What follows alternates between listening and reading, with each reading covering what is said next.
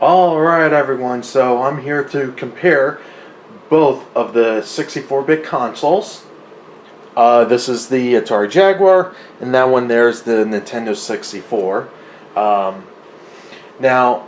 there are a lot of misconceptions, especially when it comes with the Jaguar, because a lot of people assume, oh, because it's a 64-bit console, you know, the game should look better and all that.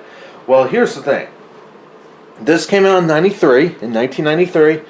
This came out in 1996. So there's like a 3-year gap, and obviously in technology, 3 years is actually quite a bit of time in terms, especially in the 90s. You know, 3 years is like night and day from one another. So obviously, the Jaguar is not going to be as powerful as the Nintendo 64, but it's not to say that at the time this was a capable console. It was pretty complicated to program for, but it was a very capable console. Especially some of the later games that eventually came out for that were actually really impressive for the time. But let's go ahead and just look at the differences of the consoles themselves. We'll go ahead and take a look at the Jaguar. So obviously, what we got here, you know, it's a very flat looking console. I actually do like how this console looks. It actually, even to this day, it still looks cool, at least to me. Just on the side note, there is a retro inspired console that is fixing to be kickstarted called Retro Video Game System. I think that's how they call it. But essentially what they did, they actually bought the molds, the original molds, for the Jaguar console, including the cartridges for it, and they're going to be using this as the basis of the case design, which I think is really cool. But anyway, I'm getting sidetracked here. So the actual system itself, you got a single power button, you got 2 controller ports, and on the back here is questionable, but it still works. Of course, you got your power plug. There's your RF, and then here, this one here is actually your AV out. So if you use like composite, S-video, the system even natively supports SCART. So what that means is that when you use SCART on this thing, you're actually getting the full quality without any compression or artifacts in the video when it goes to the TV. So the video, when you use SCART on this thing, it looks amazing. You know, there's no fuzziness to it. Everything all looks crystal clear coming out of this console, which is actually really impressive. And this one here is your extension port, which, if I remember correctly, is primarily used for the JagLink, which was something that you can actually link multiple Jaguar consoles together for multiplayer purposes. Of course, you got your cartridge ports. Some people will say it's like, why is it exposed? Why there's no dust cover like the N64, for example? Well, if you looked at past Atari consoles, none of their cartridge ports were ever covered. So the 2600, 5200, 7800, they're all exposed. So yeah, I don't know what the big deal was, but even though the console itself only has 2 controller ports, you could get team taps, which you plug one of them into the controller port, and then you get 4 controller ports. Theoretically, you could get 2 of them and actually have up to 8 players on one console. None of the games ever supported that, of course, but it was possible. But yeah, that's the Jaguar console itself. But just on a side note, if you are looking into getting a Jaguar console, just remember that the way the Jaguar is designed, if there's no game cartridge inside, when you turn it on, it's not going to power on. So theoretically, you could have the button in the on position, put a cartridge in, and will just automatically turn on. I don't recommend you do that, of course, but if you are either selling one or you're looking to buy one, and the person says it's as is, it's not turn it on, well, maybe because they just assume they just turned it on, or they thought they were turning it on when there was no cartridge in and it was just not powering on. It's just how the console is designed. Yeah, I still kind of prefer just the console just turn it on without a cartridge port, without a cartridge, but it's how Atari designed this thing, and that's just something for you to know. So anyway, that's what the Jaguar is. If you're wondering how the bottom looks like, that's how it looks like. So let's go on to the Nintendo 64. This came out in '96, so 3 years later. And obviously this is a more capable console. Now, obviously the Nintendo 64 is also a cartridge console. Has 4 controller ports, no need to buy a Team Tap. Has a power switch and a reset. And of course, you got this little door here with where you can upgrade the RAM to 4 megabytes. So, and this is the expansion pack, is what Nintendo called it. And of course, on the back here, you got your AV out and your power brick, which slides in there. On the bottom, there's an extension port. Now, there was an add-on that Nintendo eventually released called the 64DD, which was a disk drive that actually slapped on the bottom. It was just a little disk drive that you put zip disk style disc in the console, and that allowed for more memory for the games, or like little expansions for current games. That never really came out outside the U.S. It was just a Japan thing. But speaking of add-ons, the Jaguar did get an add-on, and that's the Jaguar Cd. And I actually do have one right here. So it basically just slaps on here. Once it's on there, you're good to go. Of course, unlike the N64 with the DD, if you ever notice, there are 6 pins. 2 of the pins was actually reserved for this extension port. So if the 64 DD actually come out in the US, you wouldn't need to have like an extra power brick, because you just slap it on there and that's it. The Jaguar CD needed its own power supply, so think of it like the Sega CD, for example. But unlike the Sega CD, where it relied on a separate port, it actually just smartly designed it and just used the cartridge port for it. Of course, you got your cartridge pass-through, and because something to keep in mind is that the Jaguar CD console itself doesn't have any built-in memory, so that's where this comes in. That's where this comes in, which is the memory track, which is a memory card for the CD-based games for the system. So you would just slap it in there, play your Jaguar CD games, and then all your saves on here.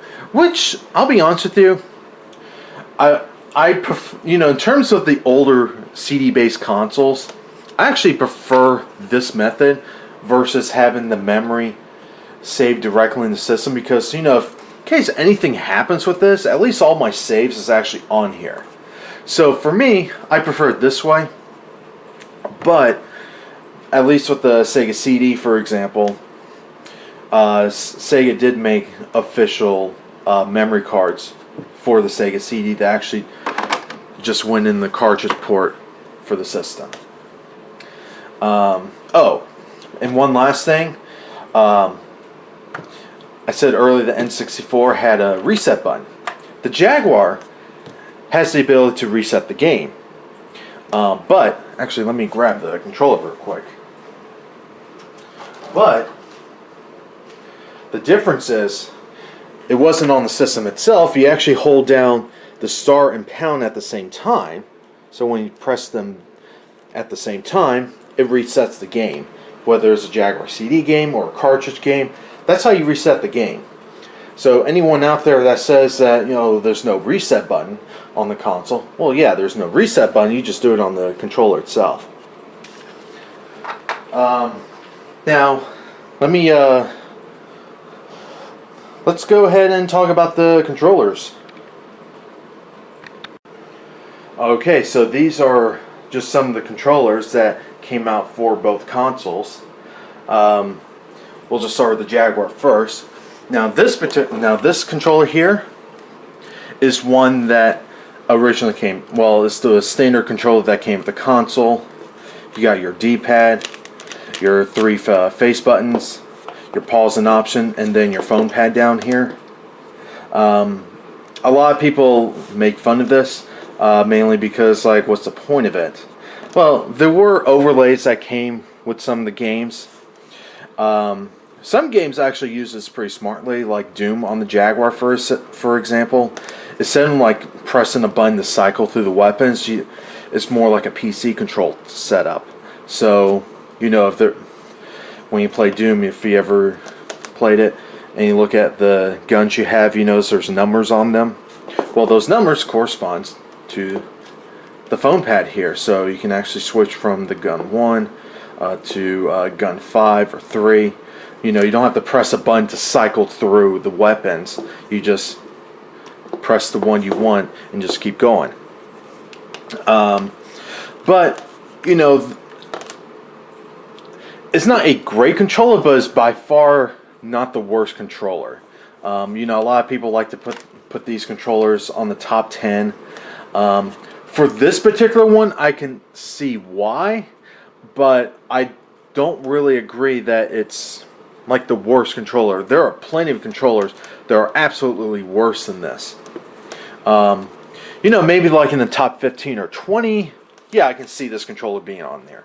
Top 10, I can think of 10 other controllers that's actually worse than this.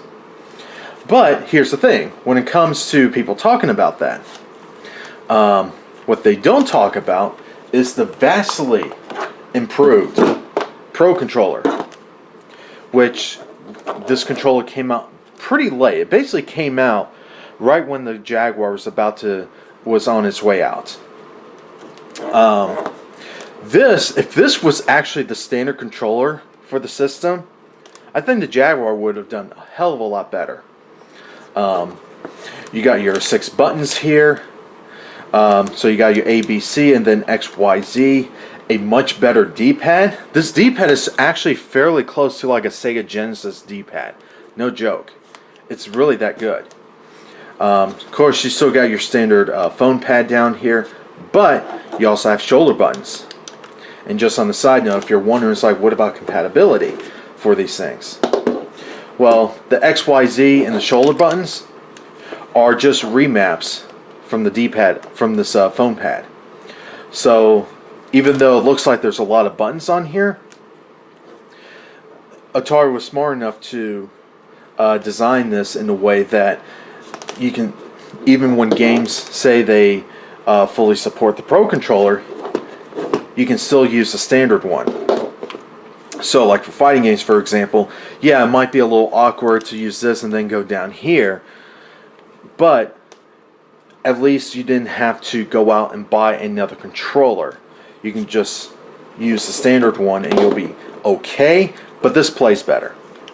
So yeah, this is a much better controller, and it is actually a little bit thinner. So yeah, this controller, you know, if you're a hardcore Jaguar player, seriously look into buying one of these things. It's not exactly cheap, not gonna lie. It's not a cheap controller to find, but I got lucky on the pricing, and that's why I have 2 of them. So let's go on to the Nintendo 64 controller. This is the standard controller that Nintendo released for the system. They never came out with a revised version of their controller. This was the controller for the system. course, the biggest difference between both of these, apart from the shape, is the analog stick. The N64, when it came out. Yes, there were consoles, during this time that eventually got a analog controller, but the N64 was the one that came with the system.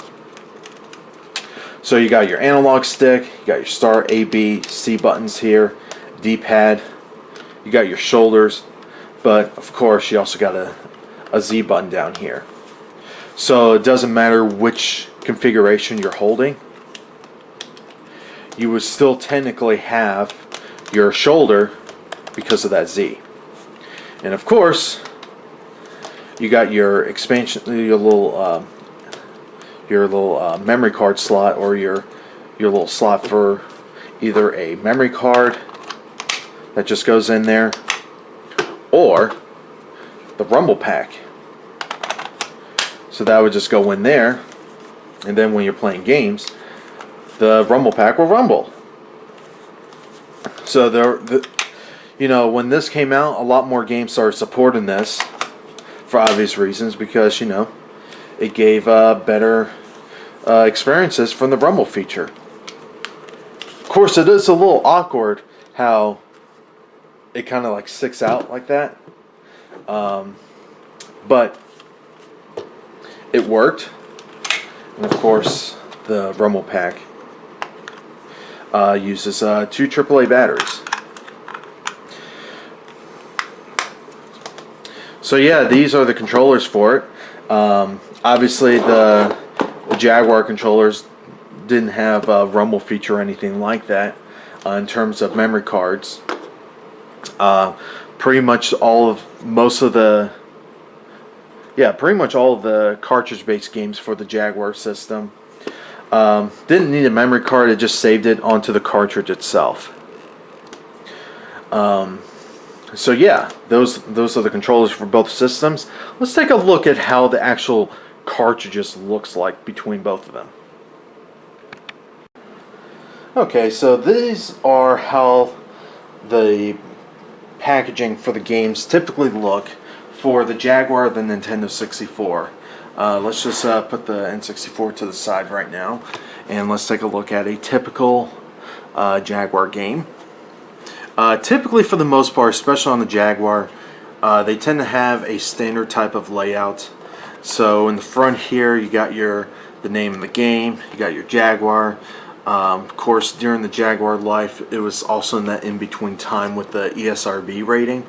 So a lot of the early games didn't have a ESRB rating. It was, after the time Mortal Kombat came out, that they started having ESRB ratings. So yeah, you got your Jaguar 64-bit logo there. Typically there would be a screenshot of the game on the front of the box, so in a way they're not really cheating you into thinking, oh, this is how the game is actually going to look in the front, when in fact it looks like that. Of course, this is how the spine looks. Most of the time the spines on both sides are very similar, and on the bottom you got your little information with the barcode and things like that. And then on the back here you got your 4 screenshots, and then typically most Jaguar games have multiple languages on the packaging. They tend to produce these in one location, then just distribute in the different markets the Jaguar was in. So I guess it's just cheaper just to design one package, one thing of manuals, and just put everything together and then just ship it out wherever it needs to go. But yeah, that's how it looks like. And typically when you open it up, you tend to get a manual. Depending on the game, in this case I just have the manual for it. There might be other things with it, but typically a Jaguar cartridge is usually wrapped in plastic. This one isn't, but they tend to have a little plastic bag on them. And this is how a cartridge looks like. So a third-party published Jaguar game, in the back it's not going to say Atari. It's going to look like this, but it's just not going to have the Atari embroidered on here. So it's just going to be plain looking. But this is typically how a Jaguar game looks like. And of course, this is the little holder for the game itself. And of course, the manual. Now, a lot of these Jaguar games, the manuals tend to be thick because they're obviously in multiple languages. Some of them are going to be in color. This particular one's in black and white. And of course, Fight for Life is Pro Controller compatible. So you can use the standard one or the actual Pro Controller itself, even though it's going to just have the picture of the standard one, but it actually does say Pro Controller compatible. So let's take a look at the typical N64 packaging. This is typically how it looks like in the front. You got your box art and then your N64 information on here. So one thing I do kind of like about how Nintendo did this is that right on the front it tells you how many players, does it use a memory card, if it uses a Rumble pack or an expansion pack. Of course, you got your ESRB rating, and then your typical spine. And of course, when you come around, you're going to have the information about the game. Now, obviously, unlike Atari, at least with the North American versions, they tend to strictly be in English. So you're not. Some of them you might see in different languages, but for the most part, they're going to be in English. And of course, you know, the way they designed the box here, you got this little red thing kind of with the spine, and then you got your other legal information right there, and then things like that there. And typically what you get, and just like what I said earlier about the Jaguar cartridges, the N64 cartridges tend to be wrapped in plastic also. But this is how a N64 cartridge tend to look like. But of course, there are certain games that the actual cartridges themselves would be in different colors. I have another game for the N64 called Battletane's Global Assault, and those cartridges are actually green. So that's actually kind of cool. And just on the side note, Nintendo actually called these Game Pack. It actually says it right there, Game Pack. So this is a Nintendo 64 Game Pack. I still call them cartridges because that's really what they are. Of course, this is how a cartridge holder tend to look like. And of course, depending on the games, you might get some other stuff on here. Of course, you got your manual. Being that this was published from Midway, you get a little Midway postcard to send in. And this is actually kind of cool. With this particular game, came with a little poster.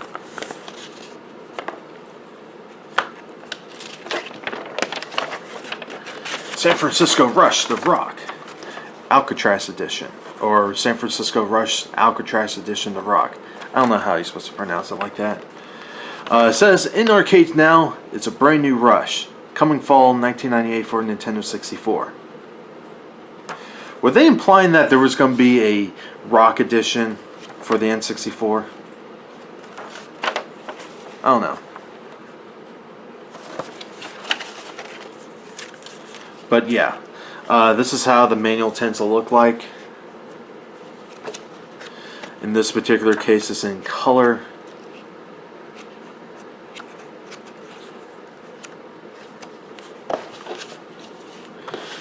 And that's pretty much it for the most part. That's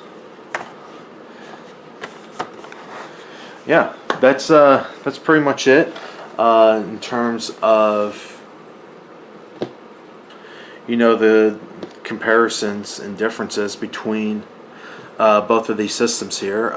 In a lot of ways they're similar, but of course it does come down to the games, and I'll admit the N64 does have better games than the Jaguar, but the Jaguar still holds a special place in my heart. And I don't know, I like both systems. even though I have a complete collection for the Jaguar. But, you know, it's kind of cool with these. But I will make an update video on later on, because I'd rather make it a separate video about the actual boxes themselves for the systems. I'm also trying to get one in to do a video for, so expect that coming soon. But in terms of the packaging and the consoles and the controllers between both systems, that pretty much concludes it. So like always, have a good one. Leave comments down below, like this video, share this video, subscribe if you're not a subscriber, because that's always helpful. And like always, have a good one.